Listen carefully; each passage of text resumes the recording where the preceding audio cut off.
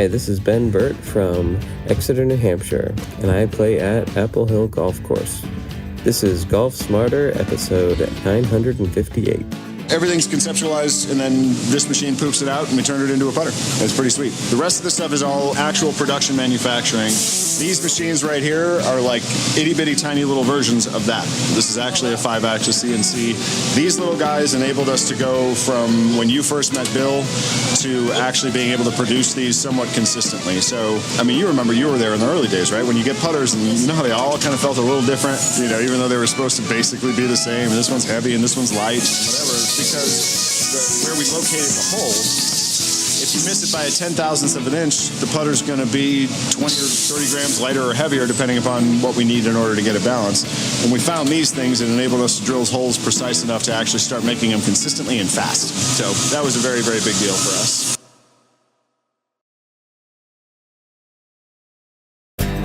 Lab Golf DF3 Broomstick Putter Tutorial and Factory Tour with CEO Sam Hahn. This is Golf Smarter, sharing stories, tips, and insights from great golf minds to help you lower your score and raise your golf IQ. Here's your host, Fred Green.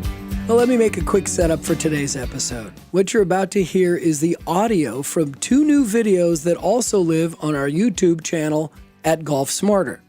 The first part of the episode, which is a standalone video, is Sam Hahn, CEO of Lab Golf, the hottest putter company on the planet, giving me a tutorial on how to take full advantage of my new Lab Golf DF3 Broomstick putter. Then we'll get into our second video, which is Sam giving us the full tour of the Lab Golf factory, which is in Creswell, Oregon, just south of Eugene. Joining us on the tour and on microphone is a 14-year-old competitive junior golfer who's been using a Lab putter for years named Zevi Perez. You'll learn a lot in this show, but what blew me away is when we first met Sam back in 2020, he had about 18 employees, and now 150. Company is hot. Again, there are now 2 videos on YouTube that show you this entire episode.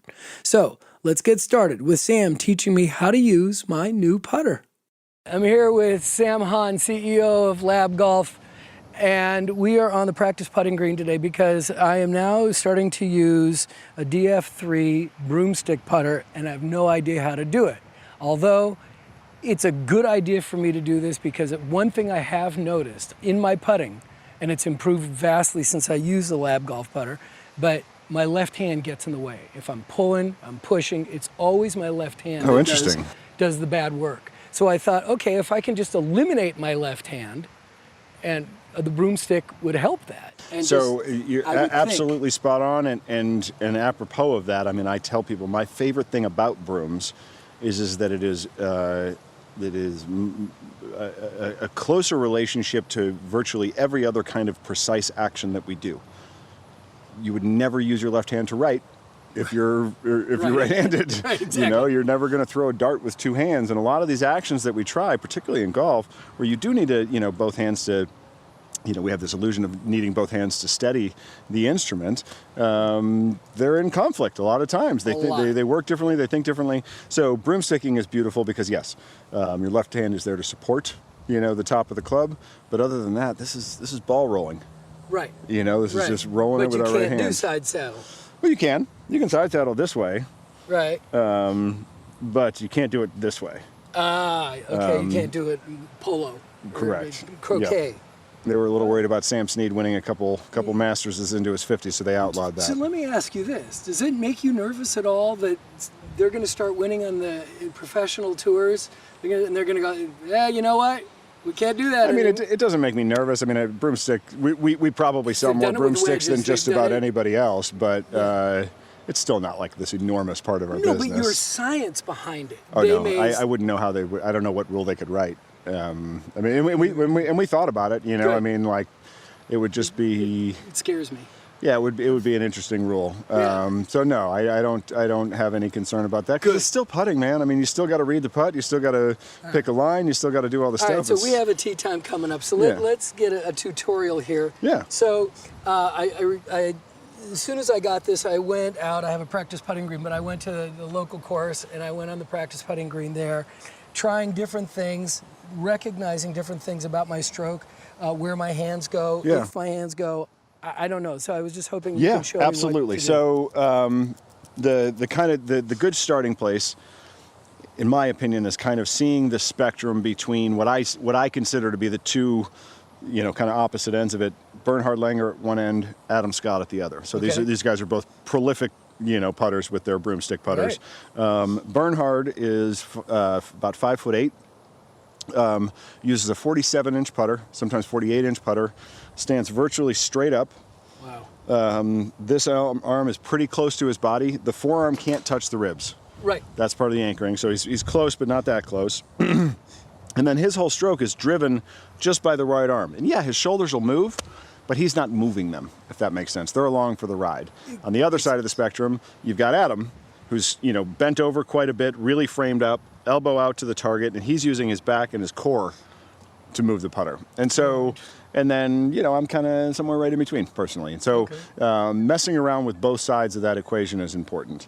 Given what you said about your left hand kind of causing you some problems, I kind of like the idea of going a little bit more sort of the Bernhard Langer.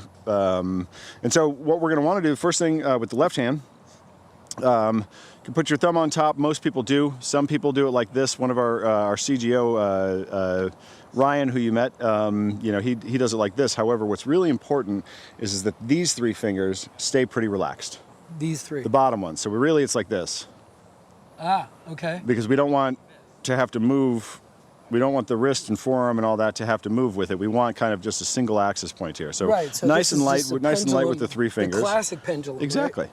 Exactly. And then generally, top of the grip should be at the sternum or slightly towards the target, if anything. Okay. Yep.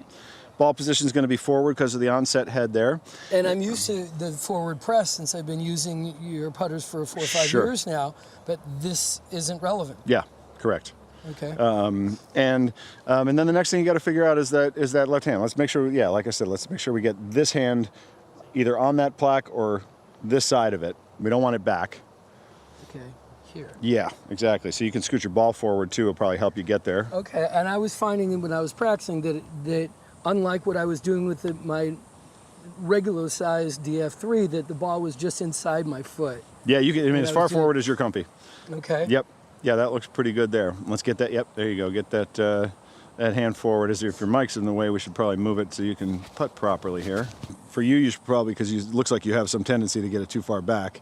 So yeah, let's feel like it's on the logo of your shirt almost. Oh, okay. Yep. Oh, and then so the next piece is the right hand, and there's no rules here. There's no curriculum around any of this stuff. And so I found if I just let it hang and just kind of hold it from there. Yep.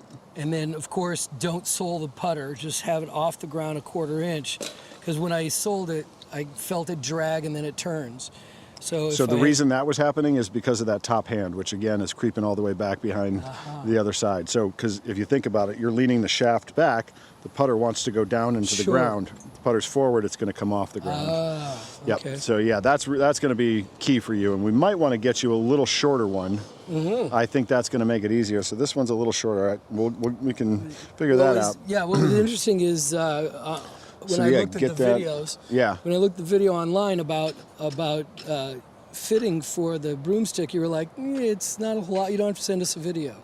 No, you're just trying to pick a comfortable length. Yeah. So then, so if your hand is hanging, kind of how you're saying, and then you just put it on, I might encourage you to try this. Yeah, exactly. Really? Yeah, and that way the palm is kind of in line with the face there.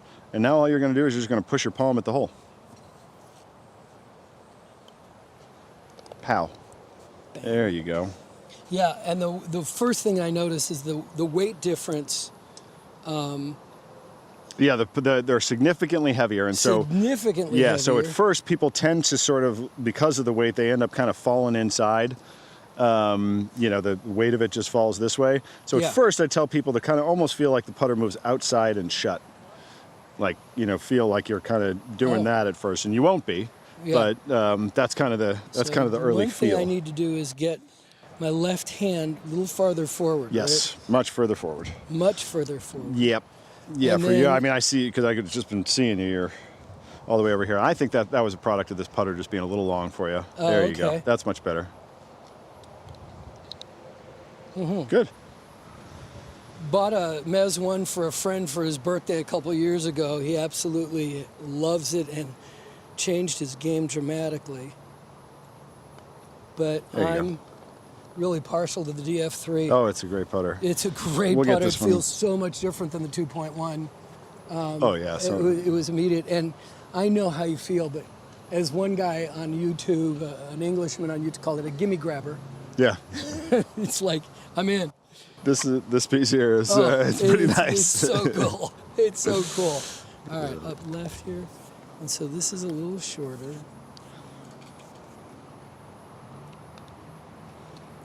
Really good. And so, and I would experiment more with the right hand. I'd also experiment with how far down you're putting it. Some people want it really stretched out. Some people like a little bit more leverage in there. And then also kind of where the hand goes. So again, just going to the way that, I've seen other people do it. Really good stroke there. It's just darting right at the bottom there. So I don't take it personally. I mean, they're starting where you're pointing. That's the only thing we're in charge of. Right. And that's the greatest thing about the lab golf putters is all you need to do is focus on your distance once you get your line set up. Exactly. So I do it like this. So I'm kind of pinching underneath. You're pinching. Okay. This is how Adam does it as well. And then there's some guys who will kind of go straight on this way, so their hands kind of almost at about a 45-degree angle. And then some guys are straight on top this way. Ultimately, all we're trying to do is figure out whatever is the most natural way for you to keep the putter on plane. Okay. And for me, I know that if I start doing this number, putter starts going that way. I've noticed, and then even pushing out when I make contact. Correct. And so a lot of that, elbow position and shoulders, arms, and you just have to experiment to figure out what's best for you. Ultimately, even though this is almost like a little uncomfortable for me, I have to fight to kind of keep that elbow in there and do it that way. That's the way that for me, I'm able to take the putter straight back and pull it off to the left just like I did there. But you get the idea. Okay, but you're saying the one that I have is probably too long for me? I think so, yeah. Oh boy. Get that left hand. Yeah, good. Yeah, good. Get that ball position just a little bit more forward, too. A little more forward. Just a little bit. In my stance. Yeah. That'll help with the top hand position as well, getting it, closer to, there you go. Oh, that looks great, Fred. Of course, that one forgot to break. That was a great putt. It's a great stroke. Thank you. Really good plane. Also, the distance control, when I was practicing with it, sure, it took a couple, but it didn't matter because the line was so true. And if it stopped 3 inches short, that's frustrating. But it was 3 inches longer, it's in the hole. I mean, I've actually, what's funny is like there's, because it was only yippers generally that were switching to brooms, they were really heavy and there wasn't that many people that actually tried them or used them. So there wasn't any real curriculum about them and there wasn't any actual data as to what is good and bad about it. And the stigma would be it's bad for lag putting.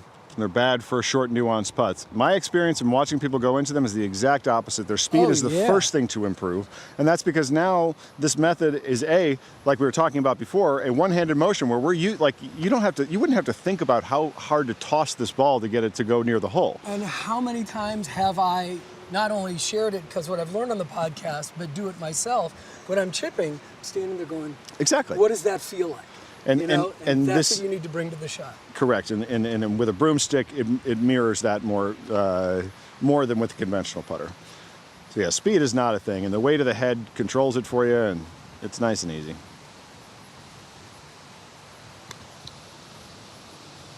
Well, you gotta get used to the slick Emerald Valley greens. Whew. They're nasty. Yeah. Look at that thing roll out. Tim Tucker. Yeah. I usually walk my putts out. Oh yeah. To measure. So it's like, okay, yeah, I know it's all feel, but and you can play in under 5 hours?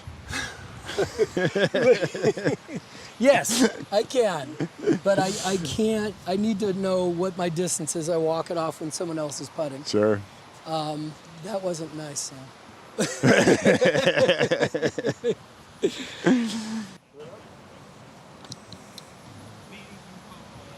There you go. Good speed there. All right, are you ready to dominate now? Thank you. I really appreciate the tutorial. This is my pleasure. And the time and the tour. It's been awesome. So let's go play 18. Let's go play some golf. All right.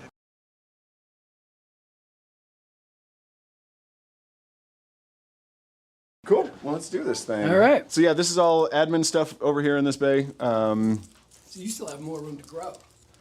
So actually, as of very recently, we just signed a lease for the whole building. So I'm thinking in there, it's like a giant ballroom. We're going to be able to turn it into a big putting studio. Yeah, let's see if it's open right now. Oh, you're kidding. No, I mean, how cool is this? This whole thing's going to be able to be, retail, giant putting green, all the fitting equipment, all the everything, state of the art, and So it'll be an outlet. totally, yeah, absolutely. Well, it's funny, like we used to have an all hands meeting every morning, or I'm sorry, every week, Monday morning. When we first moved to Eugene, there was 12 employees at our first spot in a different neighborhood in Eugene. Right. Yeah, Monday morning, we all stand up and tell everybody what's going on or whatever, and then there was 30, and it was a little tedious, so it was every couple of weeks, and we'd all jam into a hallway and, whatever, and then the massive explosion in employment, over the last 6 months, we were doing it all hands, and we used to just do it in that hallway. And it got to a point where I couldn't see anybody, so stuff. So now we need this whole room currently for all of our all hands meetings. So this ladder is actually for you to stand on to see everybody. I stand at the podium. They give me a microphone now. Oh my God. I never use it, but Yeah, I can't imagine you would.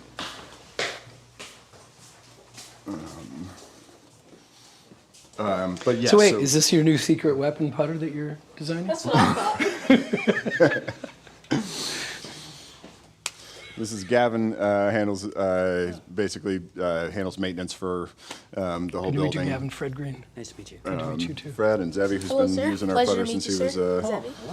Hello. Yes, sir. Gavin and I have actually known each other for close to 15 years, 12, 13, 15 years now. I have another business. I own a bar in Eugene that's like a pinball arcade.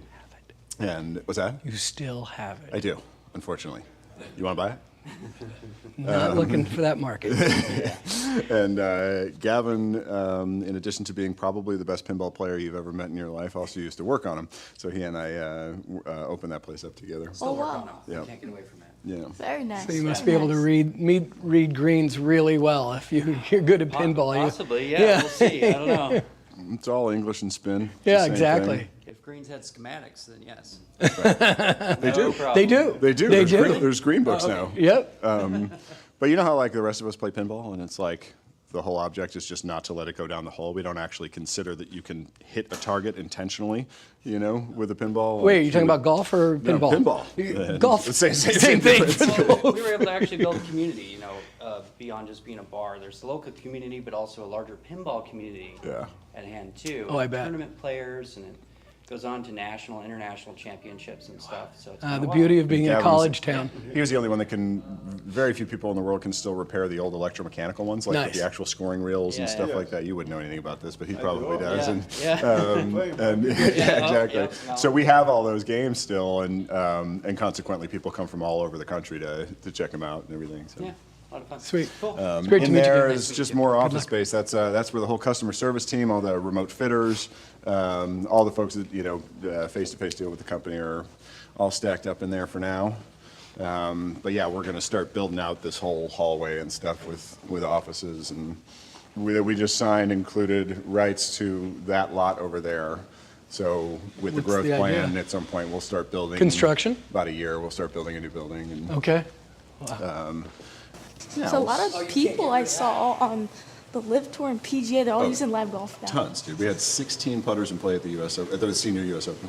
Please meet Fred Green and Zevi Perez. Pleasure Do you to remember? meet you. Sebby. Yeah, she's made plenty of your putters. She's been with us since Reno. She's been with us since nice. since we're. Like 5 years ago. Yeah. And you got taller. Yes, ma'am. Wow, nice to meet you. Yes, finally, finally. Yeah. How are you doing? Oh, wonderful. Excited to be out here. It's awesome. He just played in a tournament up at. Oh, okay. You're clear now. I can go ahead. He just played in a tournament up in. Fred Green. Nice to meet you. I've shrunk. You're strong. Okay. Jess has been, she's been with us forever. When we were struggling to kind of figure out how it was all going to work in Reno and everything. And ultimately, Jess, at 21 years old, got a call being like, "Hey, so would you mind running the company?" And she was like, "Okay." So I mean, she really What's that mean? everything moving for a while down there in Reno. And Congratulations, man. yeah. Thank you. You were on before or after Kevin? Kevin hired you. Kevin hired me. Right. Okay. And I was 20 years old. Right. 20 years old. Yeah, Well, get your I story started at straight. 19. Yeah. Unbelievable. On camera. Now she's got 50 people working for her. Great to meet you. Thank you, ma'am. So the place was a fitness center. This was Of course it was. This was the ladies' locker room, and is now our R&D stand. This is where the design work gets done? This is all the design work. So in this room is both design and tour, R&D and tour. So these are the ones we're working on for Adam Scott's new putter. Oh, wow. New prototype here. And we'll have it in a regular shorter configuration too, but it's pretty cool. Very nice. Oh, so you make the muscle without the hole? Say again? Without the hole? No, that was the original design.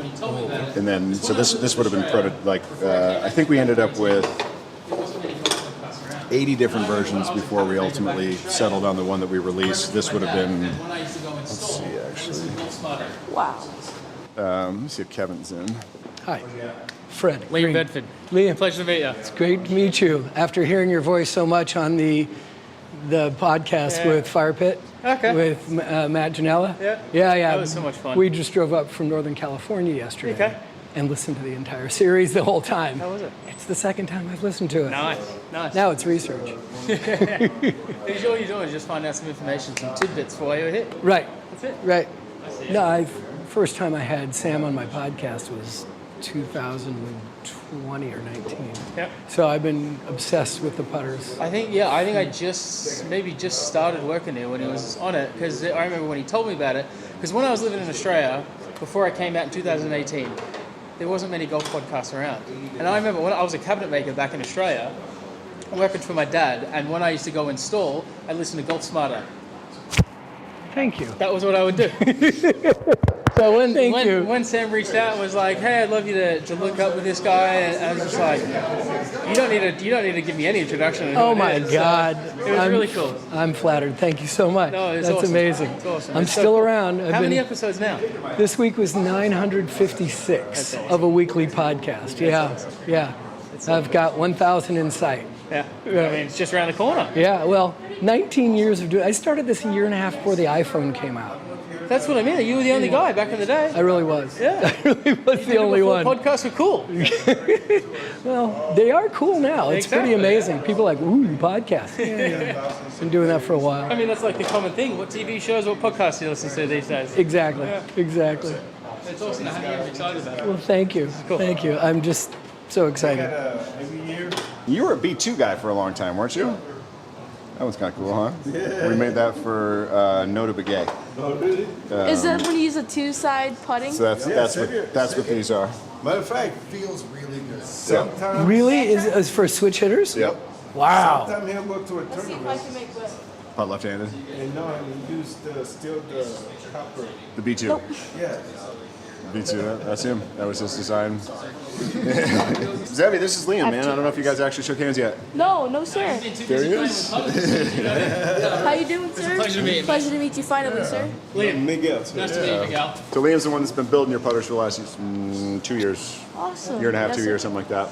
Thank you. He handles all the tour guys, all the college kids, and everything like that. So, Awesome. yeah. Awesome. Once you get on the PGA Tour, he's going to be who you get your putters from. Sweet. Still. DF3 is amazing, sir. Thank you once again. Pretty good. That's why you moved out. It's pretty good. I've got used to because I started doing arm lock like that, and just kind of tinkering between the standard arm lock and kind of left hand low and stuff. But the putter roll's perfect. How do you like the feel of the face? Oh, perfect. It's so stable. Like the greens I played at Pumpkin Ridge are so fast, right? So I can either make a 30-footer like it's tap-ins or just lag it close to putt. He was at Yes, sir. at Pumpkin for the underrated tour. Steph Curry's got a. DF3, yes. So that's why he's here. Oh, yeah. So they just played Pumpkin Ridge last 2 days, and it sounds like T20. We'll take it. We'll take it. We'll take it. How many did you see? Any other labs up in the field? Yes. Nice. About a couple people in the female division and the boys division all using lab golf. A lot of the Mez is Mez Yeah. and the B, not the DF3. Link. No, the DF3 and the Link. We have this tournament I was just telling you is going on out here. They had it last year. There was one kid that had one, and then I don't know. Did you see any of the warm up this morning or whatever? There's like at least 15, Yeah, a lot. if not more. I mean, so like, we get a lot of players these days, like, oh, wow, you guys are blowing up. This is so much great. It's like, it's so cool to see guys using it in the field. Like, to me, it's not even the guys in the field that are using it these days. It's the pro-ams. Right. When I first started going out there, we had 0 putters ever in a pro-am. Like, the first season, I think I saw 2 putters. And every time I saw one, I go up to shake it. Thank you so much. Right. And now these days, there's 20. Yeah. Every pro-am. Yeah, Like the kids who train at my academy, where I go to, all of them have either the Mez or the Link 1. So we have, even the coaches too, they mess around with the Mez as well. None of them have it, and then he started. Making he brought the some buzz. mess. Right. And then everybody, you know how kids are. Yeah, Let me for see sure. that thing. Let me see that. Next thing you know, about 4 people have. And then incredible article that shows that you guys are number 5 on the tour now. It came out, was it what? Consistently number 5, and then occasionally 3 and 4. Oh, is that right? Yeah, we've had numbers higher than Taylor made a handful of times on the Corn Ferry team, the Corn Ferry tour. Not the color. We were the second most used putter at the Senior U.S. Open. We were number 2. This one's nice. With the Champions Tour, you guys The went big nuts green about one? that. So is that the Mez 1 or the Max? Any broom that you see with that head on is a Max. Is a Max, Yeah. okay. So the Max, that's how the Max happened actually. So it was Liam's fault. We made the Mez. Adam Scott liked the look of it, but the chassis for the original Mez 1 wasn't big enough to get enough weight in it. Okay. So Kevin blew it up a little bit so we could get 2 rows of weights in it, and then Liam was just screwing around one day and just made a conventional putter out of it instead of a broom, and everybody liked it better. So the Max was born. Interesting. I remember being so nervous after building it because I built it and it felt unreal, and I was like, I'm gonna show Sam this. And I was like nervous because I wasn't sure which way Sam was gonna go with it. I wasn't sure if he was gonna be like, why are you wasting your time? Making it bigger? Yeah, right. No, just building this small thing. I was like, Because it was already bigger. The head was already there. It was just Okay. only being used for broom. He was the first person to, put it on a shaft short, it conventionally. put it on a And short hosel and build it in a short conventional one. Yeah, and I remember just being so like, this could go either. This could go, the 50-50 chance this goes really well or really badly. And it went really well. So. Oh, good. Absolutely. Oh, that's our best-selling putter of all time. Well, really well or ignored. Yeah, right. Yeah. Sorry to interrupt you guys. Guys, this is Brian. Brian is our Brian? director Fred Green. of R&D. Nice to meet you. Hello, This is sir. Zebby Nice Perez. to meet you, sir. I know who you are. You're awesome. Thank you. Thank you. Are you having a good time today? All right, I'm Oh, just yes, Yeah, sir. what does that say about Fred? I'm like, yeah. Fred, I mean, listen, Fred, you're fine. Okay. you're cool too. Oh, thank you. But he's impressive. Absolutely. I'm fine. You're cool. Yeah. Awesome. You're out here. Is this your first time here? Yes, sir. First time. He was playing in the underrated tour Steph Curry's thing. There he is. There's Kevin. Do you remember Zebby sir. Perez? Yeah. This is Zebby. How you doing? Look at you. There you go. This is Dad. I like the shirt, by the way. That's sick. I think we might have some for you. We'll get you send you out with a bunch of gear. Awesome. We'll Thank get you, you all the sir. shit. Yeah, for sure. Pretty good. Been rocking the DF3 for about a couple weeks now, which has been good.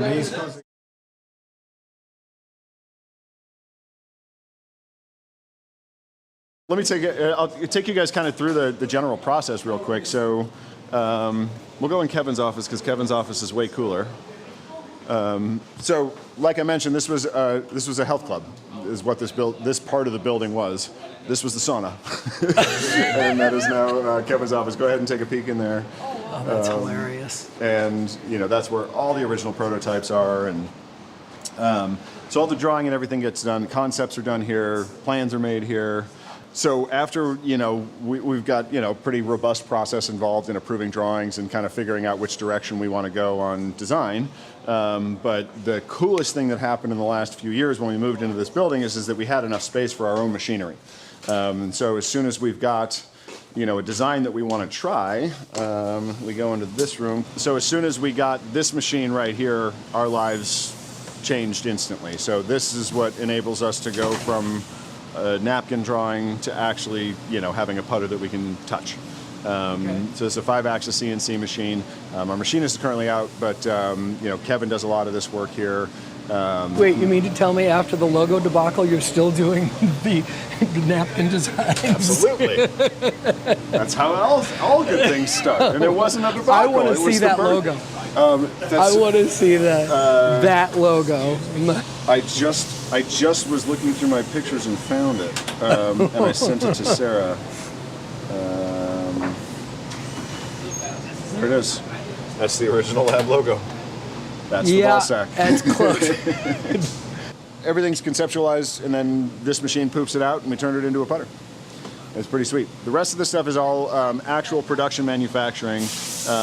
These machines right here are like itty-bitty tiny little versions of that. This is actually a 5-axis CNC.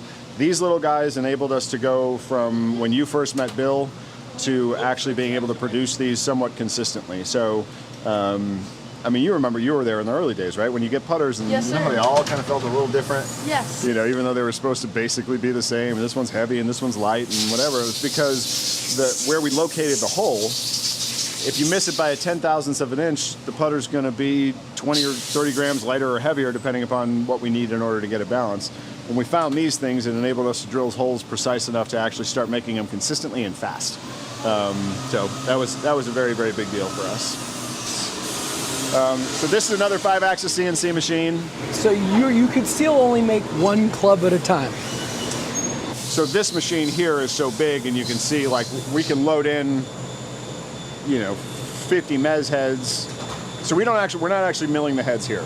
Okay. That's at a different machine shop about an hour south of here. Okay. When it's time to drill the holes per lie angle or whatever, they can load that up with 40 hosels, all to be drilled at 69, and shifts, and then, does it. So, no, they're not drilled one at a time like they used to be. But yeah, over on those other machines they were. You'd have to get one going, get it started drilling, and then you screw the next one on, and then you move that one off when the other one's done. It's crazy. Amazing. Amazing. This room's really fun. Sorry, guys, I have a tour coming through. Don't worry about us. We're just showing them the stuff. But it's still a mom-and-pop operation, right? This is how all the markings on the putters get made. I've seen it a million times. So yeah, check that out behind the screen glass here.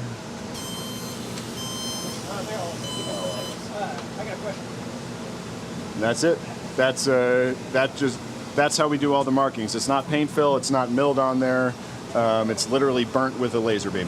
Okay, that's what I loved when I saw it on the broomstick. I saw a little broomstick on there. So that was just a blank out a second ago, and then it just burns that right on. Okay. And you get so many different options now Totally. of... This piece is cool. I like this one here. Are you about to burn these? They're burning present. Oh, okay. So right now, that's doing all these. Oh, okay. The lasers, I love that. like literally melting the metal. It's burning these on there. And then we get into the production room. Let's see if Greg is back here. Greg controls the flow of this entire floor. So every single order that comes in, there's different ones that need to get made at different times, different speeds with different builders and all that kind of stuff. So he manages everything down here. What sucks about that is that he spends so much time figuring out who should build what that he doesn't get to build anymore, despite being definitely the best builder in the building. And what was your background? Where did you come from? Oh, this is great. Retired prison guard. Oh, is that right? So you weren't running factories, you were running, stuff. Yeah. There's a new movie coming out. I just saw a preview of it called Sing Sing.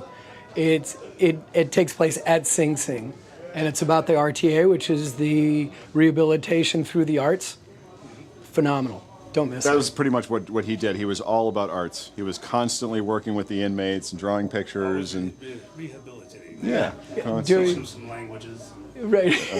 We had So like acting. Take two. there was some untraining that had to happen. Like for instance, when some of the guys wouldn't build putters properly, he would beat them. So we had some HR complaints about that. So how did you find your way to this?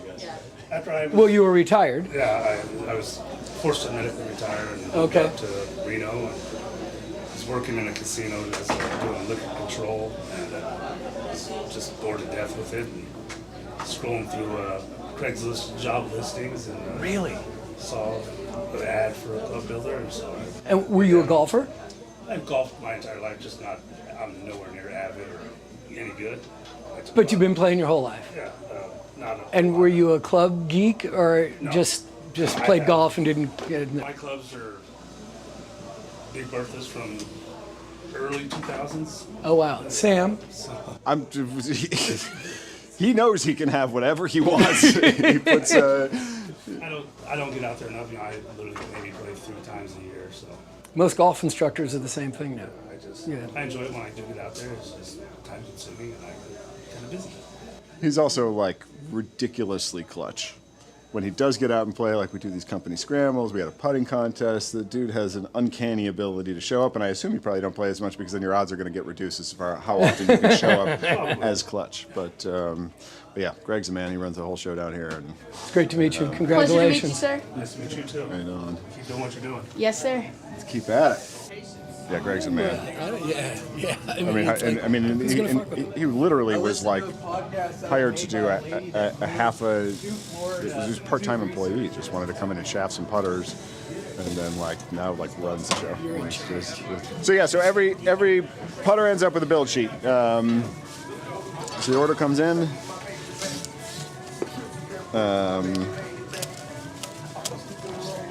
And each one of these steps has to be done by one of these folks. I mean, it's a big, long assembly line. There's so many custom options, so many different things that need to get done. And yeah, everybody's got to sign off on their particular, part of the whole build here. And it's more than anybody in the business does as far as the amount of options that we offer. Yeah. And lately we're doing a pretty bang-up job of getting it right every time. And So then let me ask you this. I'm looking at the DF3 heads here, the bottoms of them, and it looks like the holes are all in the same place. Yep. And the holes are always in the same place. It's what differentiates each one of them? It's what goes in the holes. So depending upon the lie, the length, the grip, the amount of shaft lean, arm lock, broomstick, all these things, they're all going to take different configurations. This one you can tell by the number of holes. These are all either broomsticks or arm locks because they got twice as many holes in them as the other one because we need the extra room to get more weight in there.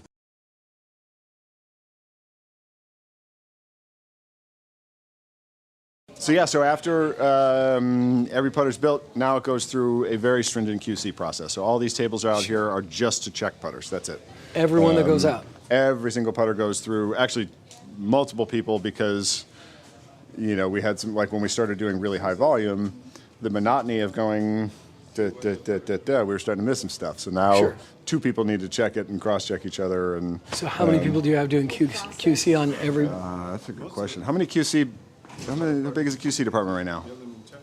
I would say about 12. About 12 folks doing handling And QC. each putter sees how many people? Not all 12. No, each putter does not see 12 QC people. It will see 2. It will see 2. Okay, so check and recheck. Correct. Yeah, just to make sure that you got 2 eyes on it. But yeah, Sure. I mean, there's a million different data points on each one. This one's pretty chill. This is a wholesale stock putter that still has, X number of, data points that need to get checked. This is where it gets screwy too. Is there's so many sight lines and everything. Yeah, the sight lines. It's unbelievable. They need to make the sure choices. that the one that they picked is the one that's actually on it. It's a huge, huge process, and that's why they're so expensive. Just on straight labor of a putter, I would have to assume we need 6-7 times the labor force to produce the same number of putters as a competitor. I mean, it's a huge thing, and and consequently, we just have to run the business a little different. We can't pay tour players millions of dollars. We can't pay them anything. We need that to. And that's okay because they don't pay for putters anyway. Right. So, but if they use it, that's an even bigger endorsement if you're not paying for them. I would think that if they're using it without being paid, that's a greater endorsement than. It is. Except that it's relative to the total size of the golf community. Yeah. It's a pretty small number of people that notice. your people notice, Golf WRX people notice, my Golf Spy people notice, but like, you know, the general golfing population at large is ready for, you know, John Rahm to say, hey, look at my new lap putter, you know, something like that, and it's just not going to happen. It's just And like not for a something couple we weeks, can I was do. going, and even Phil Mickelson's using it. And Right. now I don't even say that anymore. It's like after his couple of his performances, like, you know, we'll talk about Will Oh, Zalatoris. God. I spoke with him. How did about that come 2 weeks about? ago. How did it happen? How that did it Phil happen that he went, because he was always that Tinkerer? blade. Oh yeah, he always uses the Always blade, had but a he's always blade. looking for an edge. I mean, he's used some funny putters over the years. He used the original Scotty Cameron Futura. Remember that the huge thing with the holes down that like striped? Yeah, he used to use one of those in I think in '02. Actually, made one of the greatest putts I've ever seen. He made one from the very front left of the number 2 green at Augusta to the all the way back right flagged. Like a 90-foot putt that broke about 60 feet. As good as they are, that's luck. Oh, of course. As good as they are. That little Most of the time he uses a little 8802 style blade, and but he golfs with one of the Ducks kids. Oh, really? And then 2 other guys at his place in San Diego, and those 2 guys had been using the big one. He apparently has been giving them shit for using the big one for 3 years. Then they both got DF3s. And he's like, let me try that. And he putted one round right-handed, one-handed with one of theirs. Wow. And then got in touch with the Ducks kid. The Ducks kid called Liam. Liam called me. And we had for like 3 exchanges. It was like Phil to Matt, Matt to Liam, Liam to me to Liam, Liam to Matt, Matt to Phil. And I'm like, can somebody please just give me his number? Yeah, right. So yeah, we talked, and he's great. We've spent some time. I went down to his place in San Diego and worked on him some more. And he is so smart. I mean, he is the most intelligent golfer that's ever lived. I mean, it's just Really? it's not close. It's not close. I mean, there's And explain intelligent. I'm like, there isn't an aspect of any single shot struck ever that he hasn't considered to the nth degree. What's a good example? He talked about how so most people don't like fade putts, right? You know, like right-handers don't like a left to right putt. no. Generally, we miss it low. So to give himself a bigger margin of error, he will lean the shaft away from the target, away from his line, basically effectively adding loft to the putt, so that because most of us, what we do is we take it back and then we push it down towards the hole rather than keeping it up left of the hole like we should. So when he pushes it, he's generally dragging the handle. So if he's takes it back and has that impulse that we all have to kind of push it at the hole, he drags the handle, and because he had the shaft leaning back, now he's de-lofted the putter so it comes off hotter on the tighter line. And then if he doesn't do that, the extra loft slowed it down so that it gets the top side of the break or the bottom side of the break, and he just gives himself. I mean, like, what a crazy thing to consider. Yeah. And It's also experience. And we actually got the first time we got to talking was talking about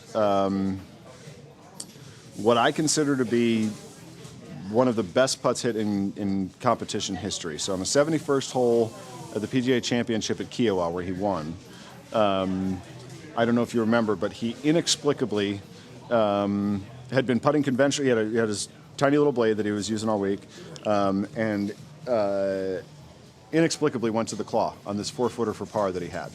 And, the announcers are like, oh, he must have been nervous and thought it was going to be the yips or this or that. And I knew different. I knew that wasn't the reason. And then a couple years later, I was out in Chicago at the Live event, and he was talking with Eugenio Chacarra, and I was just kind of listening in. And he brought that putt up.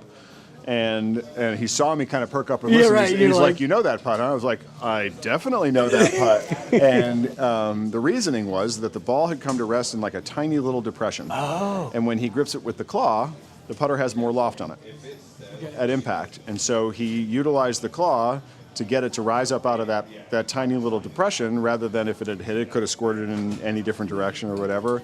And to have the presence of mind, the rest of the world in that position, with a 4-footer to, maintain a 1-shot lead going into the last hole of a major championship, it's just like, don't screw up, don't screw up, don't screw up, don't screw up. Exactly. That's what I'm thinking. Right. And he's thinking like, that ball's in a little hole. I wonder how I can deal with that. I mean, just the presence of mind and the understanding of what it is, that is happening in a given moment, how to make that putt. I mean, it's just mind-blowing. Amazing. Just totally mind-blowing. Amazing. So, and then this is, final Wait, stop these are here. arm locks, right? Counterbalanced. So this is a putter that's, kind of gripped like that. I've not seen it. I would think a grip like the that whole side would be. Jailbird madness, those were all like Ricky Fowler and Wyndham. They were all using this exact grip, 17-inch grip. They grip it down just a little weight above the hands. In theory, sort of lowers the access point. Okay. It's a nice feel. I like it. Interesting. I don't love it, but I like it. I don't love it with that much onset as on the DF3, but they're good. Yes. So we did a big loop, if you're able to tell. That was the R&D space. But yeah, once they're all bagged and tagged and we know where they're going, then we go to shipping. Then we get ready to ship them. This is just all raw materials in here: grips, shafts, head covers, all that stuff. And we actually have another, I think, 10,000 feet somewhere off-site to store everything. And you don't think about it, but somebody's got to do the inventory. Well, 50,000 head covers takes up a lot of room. Yes, it does. They're thick. Yeah. But yeah, then they get, or even just boxes. It's something we never really considered, that an empty box takes up space. So then, and this is the shipping department here, which already needs to expand. I think that probably have to go that way. And do we know how many shipping a week right now? Our best month ever, we shipped a little over 15,000 putters. Wow. Yep. And what month was that? Was that the month after Lucas? No, this year. Really? Yeah, no, it's been exponential since Lucas. When we had our first podcast, we were stoked if we shipped 300 putters in a month. Yeah, absolutely. Amazing. I want you to meet Adam. Adam will remember. Adam, do you remember shipping putters to a young Zevi Perez? Hello, sir. Oh my God. How you doing? Sir, it is daughter. a pleasure to see you, man. Well, pleasure's all mine, sir. Yeah. Adam's been with us for a long time as well. He and I also worked together over at the bar I mentioned, with Gavin. And did you get COVID to that Christmas party? He may have gotten. Do you remember our super spreader event at? I remember I interviewed you just after that, and you're telling me I had a combined company party. We had my bar and the lab people all had the company Christmas party at the arcade, and one person had COVID, so both of my two businesses were down for the count. Oh my God, I remember that. But yeah, Adam's been with us forever, and he's definitely shipped a lot of your putters. He was everything that is going on in here was all just him. There was nobody else doing that, and including QC. Yes. Yeah. Wow. So I mean, he was QCing, shipping and receiving every single package that we had. So does it make your life easier that you have this large of a staff, because now you have to manage everybody? Oh no, having good people is the key to an easy life here. Yep. Just making sure you manage and train your crew appropriately. They do all the work for you, make you look like a rock star, and it just leaves you room to take care of them and make them feel like a loving family. So is that the culture here? Is that Absolutely. what comes from here? Yes. Is how the culture Love, is unity, like? curiosity. Those are our company values. Say again. Love, unity, and curiosity. Unity, curiosity. That's awesome. Yeah, we think so. Not on the box, but internally. Internally, yeah, right, big exactly. meetings. Oh, that's great. I say love, unity, curiosity. I was like, company values again. Mission statement. All right, let's get out of everybody's hair in here. Get back to it. Yep. Well, I hope you enjoyed that and encourage you to check out both of those videos on our Golf Smarter TV YouTube channel at Golf Smarter. I told you a couple weeks ago how much of an impact the Broomstick has already had on my putting after only 3 rounds, but I've not been able to play since because of our vacation travel schedule. As we get into August, I will be playing a lot, and I'm looking forward to sharing more great results. This week's Golf Smarter ambassador, Ben Burt from Exeter, New Hampshire, sent a video of himself for today's special episode opening in order to get a free link to Tony Manzoni's video of the Lost Fundamental. He had a choice. He had 2 more choices, but he chose Tony Manzoni. Now, he also had a choice of calling our toll-free listener line or recording it on his phone and emailing it, which I truly appreciate that he did. Our ambassador program is probably the simplest online program you'll ever find, and there's plenty of room for you to join too. It's free, and you get to choose a free gift. All you need to do to become one of our featured Golf Smarter ambassadors is introduce a future episode. Just write to golfsmarterpodcast@gmail.com, and I'll get back to you with some simple instructions on what to say and how to do it. If you have any questions, comments, or suggestions for upcoming episodes, please write to golfsmarterpodcast@gmail.com or click on the Hey Fred button when you visit golfsmarter.com.